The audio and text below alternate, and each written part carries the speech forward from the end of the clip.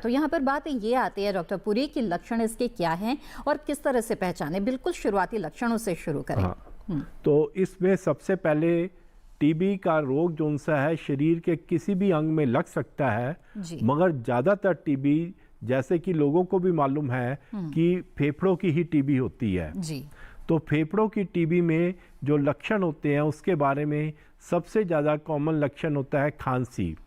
ये खांसी करने से रोग जो सा फैलता भी है और लक्षण भी खांसी ही है। तो ये बड़ा महत्वपूर्ण लक्षण है जी। जब हम खांसते हैं तो अगर हमारे खांसने से जो ये कीटाणु होते हैं टीबी के रोगी के खांसने से वो 10 फीट की दूरी तक जा सकते हैं। अच्छा। तो मैं आज सबसे यही बताना चाहता हूँ कि खांसी करने से किसी भी बीमारी का जो कीटाणु होगा, चाहे फ्लू का हो, चाहे टीबी का हो, चाहे छींकने से भी, चाहे जुखाम का हो जिसको हम कहते हैं कॉमन कोल्ड, ये सब 10 फीट तक जा सकते हैं। तो सबको ये जरूरी है कि हमें ये एक कफ हाइजीन फॉलो करना चाहिए कि खांसते हुए मुंह को कवर करना चाहिए और छींकते हुए अपने रुमाल वगैरह का इस्तेमाल करना चाहिए। अगर आपके पास रुमाल नहीं है तो अगर जैसे जो भी कोई कपड़ा है आपके पास, गमछा है या आपके पास कोई चुन्नी है, उससे आप खांसिए ताकि ये हवा में कीटाणु नहीं फैले, क्योंकि ये कीटाणु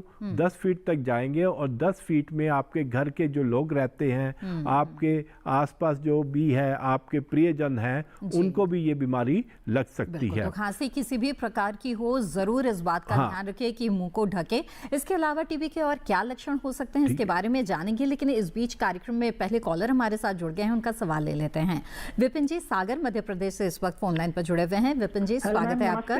जी नमस्कार, बताइए क्या जानना चाहते हैं। जी मैम, मेरे 2-3 सवाल है। पहला सवाल मैम ये था कि टीबी और अस्थमा के लक्षण कुछ मिलते जुलते होते हैं, तो पहचान कैसे करें कि ये टीबी है या अस्थमा है। और दूसरा सवाल मैम ये था कि देखा जाता है कि कुछ लोगों को टीबी पॉजिटिव होता है लेकिन वो ठीक हो जाती है और 8 से 10 सालों के बाद पुनः उन्हें टीबी हो जाती है।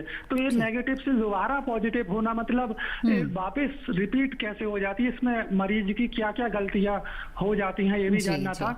और तीसरा सवाल में था कि टीबी के मरीजों को मछली खाने की हिदायत दी जाती है, लेकिन जो शाकाहारी हैं वो क्या खा सकते हैं, ये भी बताएं। Thank you. बिल्कुल, बहुत ही अच्छे सवाल आपने पूछे हैं विपिन जी। आइए एक एक करके इन सभी सवालों के जवाब लेते हैं। तो डॉक्टर पुरी सबसे पहले यही जानना चाहेंगे, जैसा कि विपिन जी ने बताया कि लक्षणों की हम बात भी कर रहे थे कि अस्थमा और टीबी के लक्षण बहुत एक से होते हैं, तो कैसे पहचान हो कि कौन सी बीमारी है।